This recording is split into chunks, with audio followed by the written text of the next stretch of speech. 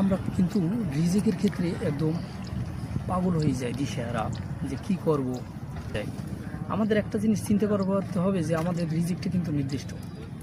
আপনাদের সাথে আমি একটা গল্প শেয়ার করি যে নদীর কিনারে একটা বক কিছু মাছ খাইতেছিল।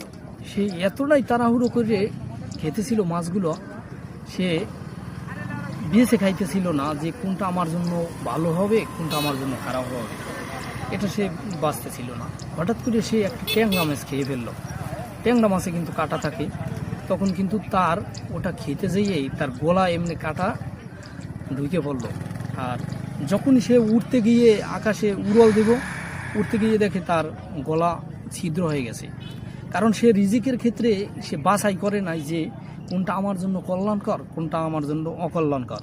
এই জন্য ট্যাংরা মাছ খেয়ে যেমন বগের দশা যেমন নাজেহেল হয়ে গেছে, আমাদের দশাও কিন্তু এরকমের হয়ে যাবে যে আমরা হারাম খেতে খেতে একসময় মৃত্যুর কোলে কিন্তু ঢলে পারব। এই জন্য আমাদের হালাল আর হারাম বেছে আমাদের খেতে হবে, তাহলেই আমাদের জীবনটা সুখী এবং সুন্দর হবে।